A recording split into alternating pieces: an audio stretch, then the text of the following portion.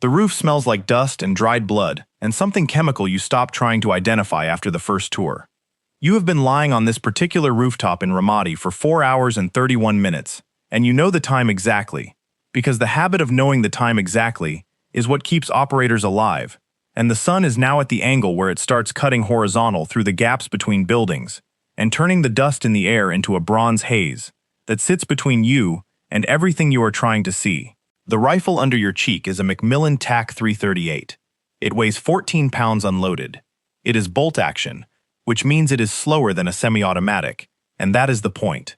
Bolt action forces discipline between shots, forces you to work the bolt, reacquire the target, and confirm the environment has not changed in the 1 second since you last looked at it. Semi-automatic lets a man get sloppy.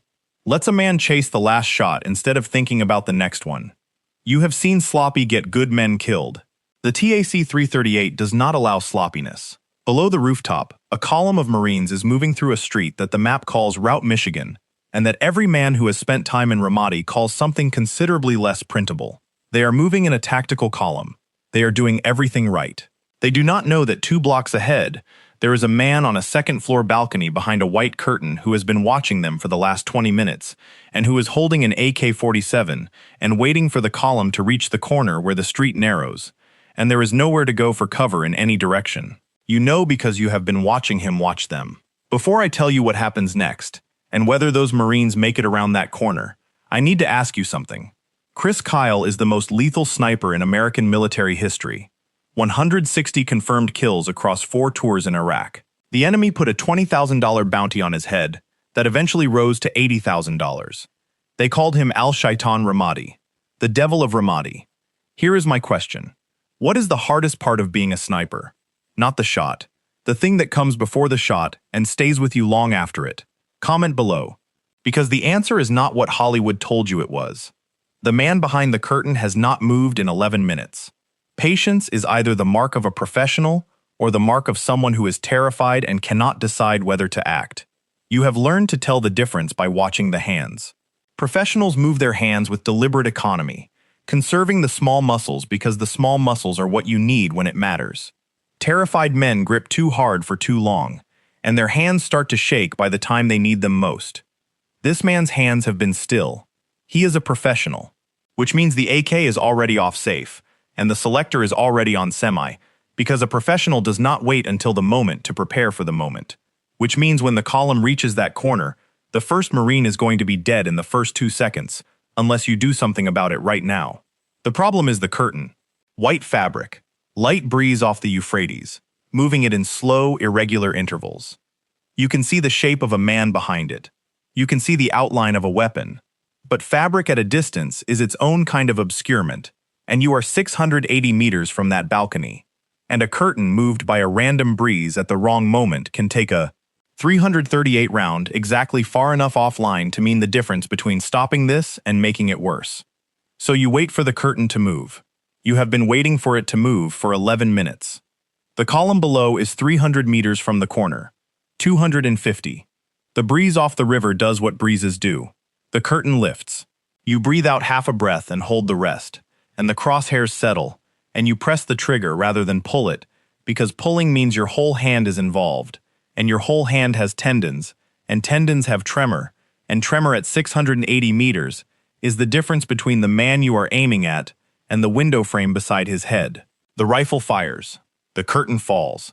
The Marines round the corner and walk past the balcony, and none of them look up. They do not know. They will never know. That is the job. The radio on your hip crackles. The voice of your platoon chief Dauber, somewhere on a rooftop 2 blocks north, confirms the contact neutralized. Ask your status. You key the radio once for green and go back to scanning, because the moment after a shot is the moment most snipers die. The moment after a shot, the human instinct is to feel something. Relief, satisfaction, the specific exhale that comes from a half second of pure focus resolving into an outcome. And while you are feeling something, you are not watching the roofline to the east, where a second shooter who knows a sniper just announced his position from somewhere on this block is now trying to find you. You already moved 8 feet to the left before you took the shot. You moved during the 3 seconds after a truck rumbled through the intersection below. using the engine noise to cover the scrape of your body across gravel. Standard procedure. You never fire from the position you set up in. You set up in a position, you move to a firing position, you fire, you move again. The position the enemy saw the muzzle flash from is already empty. Most of what keeps a sniper alive is not marksmanship. Marksmanship is the last 10%. The other 90% is the stuff nobody puts in the recruiting posters. The sun drops another degree, and the city changes color the way Iraqi cities do in the late afternoon, going from washed-out tan to something almost gold that would be beautiful if you had the bandwidth to notice beauty right now, which you do not, because you are counting doorways. There are 7 doorways visible from your current position that a man could exit from without being seen from street level. You have mentally assigned each one a number. You are watching them in rotation. 3 seconds per doorway, clockwise, starting from the left. This is not something you decide to do. It is something your training installed in you during Budcest, and you have been doing it for so long that you would do it at a gas station back in Texas without being aware of doing it. And your wife Taya has noticed, and she has a name for it that she uses when she thinks you are not listening. You are always listening. A sniper is always listening. Doorway 4 produces a man. He is moving fast, which is either because he is late for something ordinary or because he is running from something or towards something. And the difference between those 3 things is what you need to establish in the next 4 seconds before he either disappears into a building or reaches the position where he becomes a problem. He has something in his right hand.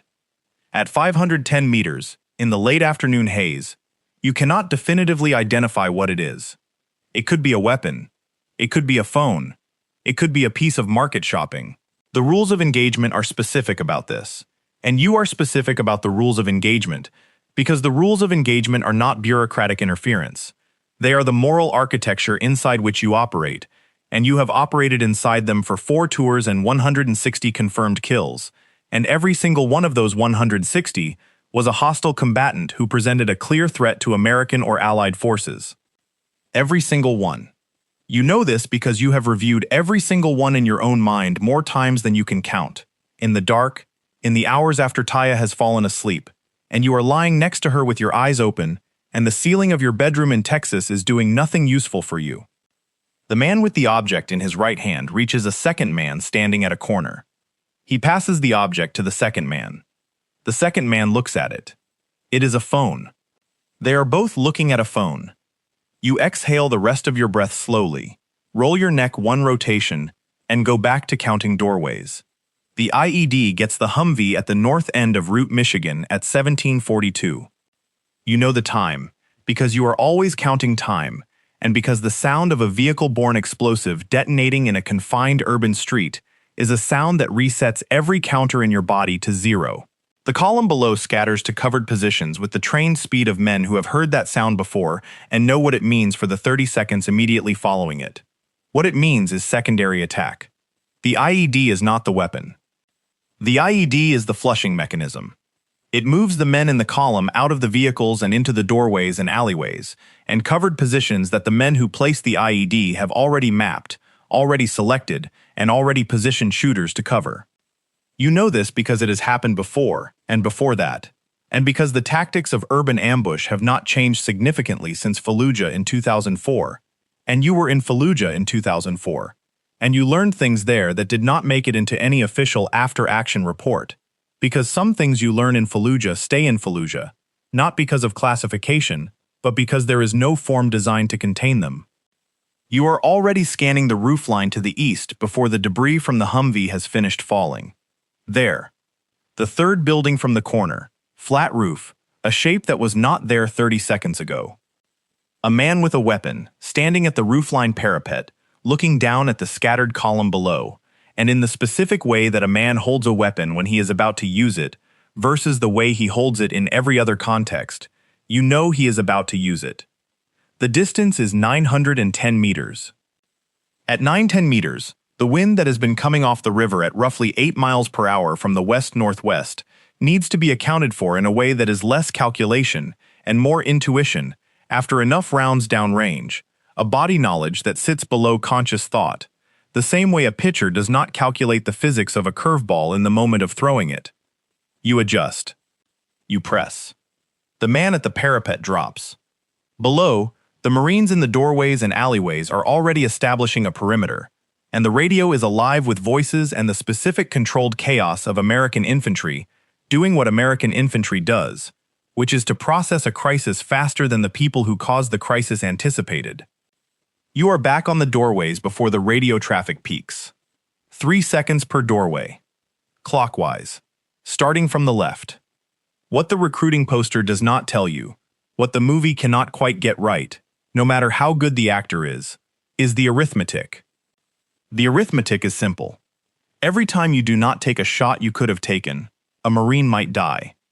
Every time you take a shot you should not have taken, an innocent person dies, and a Marine might die anyway. The rules of engagement that exist for moral reasons also exist for operational reasons, because nothing recruits for the other side faster than a dead civilian, and you understand this not as policy but as physics. So every second on this roof is an arithmetic problem that does not have clean answers.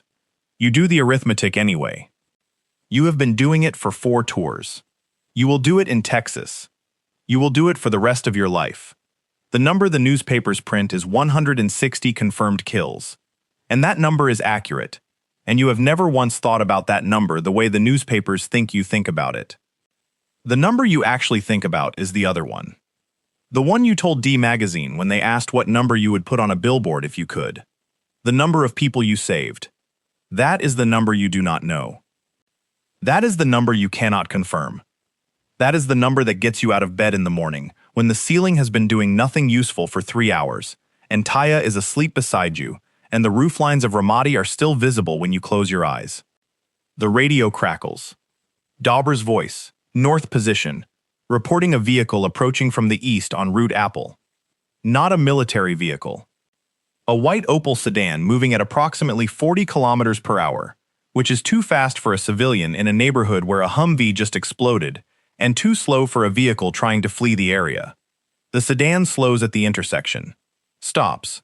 A door opens. A man gets out.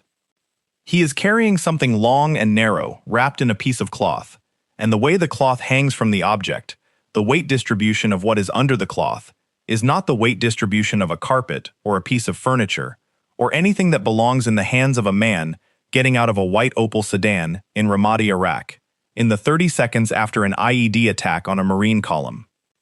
You key the radio and report the vehicle, the man, and the object, and your assessment. The reply from your platoon commander takes 4 seconds. Cleared hot. You have already decided before the clearance arrives because a sniper who waits for radio confirmation before beginning the process of taking a shot is a sniper who has never understood that the process and the permission are parallel tracks, not sequential ones. The cloth falls away from the RPG as the man lifts it to his shoulder. Your shot arrives first. The RPG fires as he falls, and the rocket goes straight up and comes down in an empty lot 2 blocks north. The secondary explosion sends a column of black smoke into the gold late afternoon air, and somewhere below you, a Marine is asking what the hell just happened, and another Marine is telling him. Neither of them sees the rooftop to the west where the answer to the question is lying behind a parapet in the dust, and the exhale, and the arithmetic. The sun will be gone in 40 minutes. Ramadi in darkness is a different city. The same streets, the same buildings, the same roof lines. You have been counting doorways on for 4 hours. But darkness changes the physics of it, changes what you can do and what can be done to you. You begin the extraction. Not down the stairs you came up. Those are compromised now, or could be, because 4 hours and multiple shots means you have been in this building long enough for the building to become a known position. You go across the rooftops, a skill that is part parkour and part controlled falling, moving in the specific way that a man in body armor carrying a 14-pound rifle moves across a gap between 2 buildings, 4 stories above a street, in a city where a $20,000 bounty on his head has been raised to $80,000. You do not think about the bounty. You think about the next roof, the next gap. The next 3 seconds of silence mean the gap is not covered. 2 blocks north, Dauber's voice on the radio tells you the column has been extracted, the casualties treated, and the IED site secured. All friendly. You key the radio once for green, and keep moving across the rooftops of Ramadi in the dark, a ghost in body armor in a city that has been trying to kill you for 3 years, and the city has not managed it yet. The city will keep trying. You will be back on a rooftop tomorrow morning. The arithmetic will still be there when you get home. It is always there.